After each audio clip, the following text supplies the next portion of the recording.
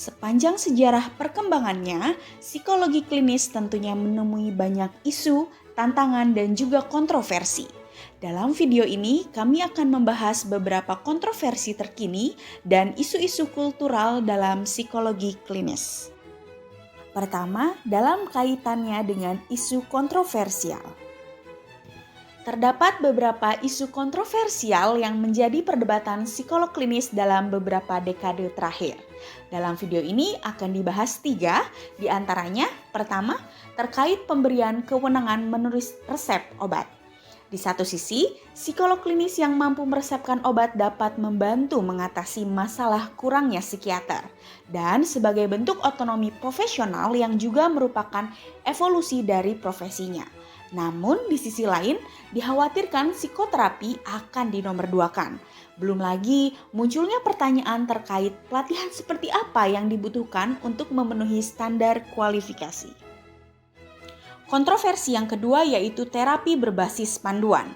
Terapi berbasis panduan merupakan daftar referensi bagi terapis yang disusun oleh Divisi 12 APA.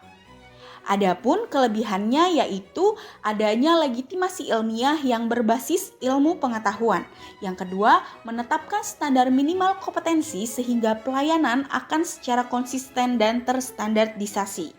Adapun kekurangannya yaitu diagnosis kasus di dunia nyata tidak sesederhana teori di buku. Yang kedua, ancaman terhadap kualitas hubungan psikolog dengan pasien. Artinya, meaningful human connection bisa terabaikan. Kontroversi yang ketiga yaitu pengaruh cyberterapi. Semakin berkembangnya teknologi, kesempatan untuk mengakses layanan kesehatan mental pun semakin mudah. Misalnya dengan bantuan cyberterapi. Dengan cyberterapi, layanan kesehatan mental menjadi lebih aksesibel. Tapi perlu diperhatikan bahwa tidak semua kasus bisa ditangani secara online. Dan psikolog klinis juga harus ekstra waspada akan potensi pelanggaran kode etik. Kita masuk pada pembahasan yang kedua yaitu isu kultural. Selain isu-isu kontroversial, terdapat pula isu kultural.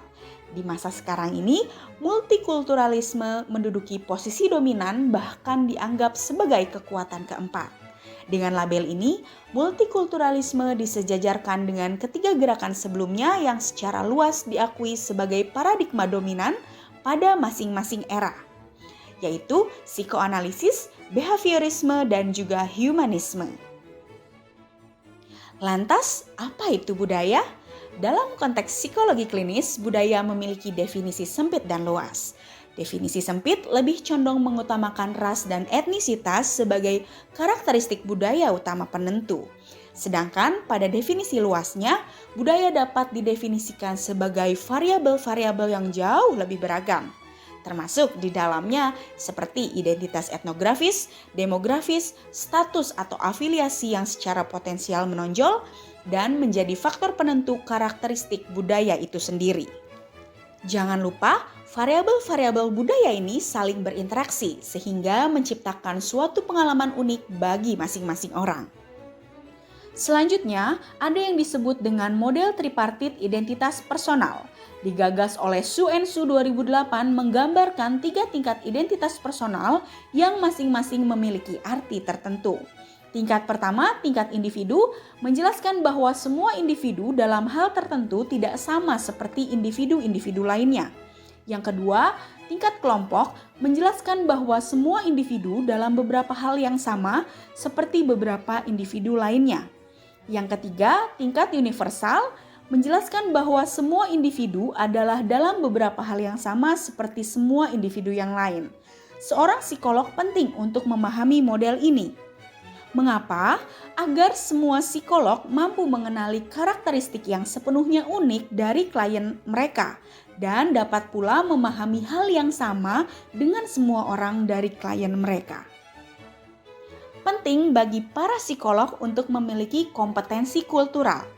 Kompetensi konseling multikultural didefinisikan sebagai perolehan kesadaran, pengetahuan, dan keterampilan yang dibutuhkan konselor agar dapat mengembangkan teori praktik kebijakan dan juga struktur organisasi baru yang lebih responsif terhadap semua kelompok.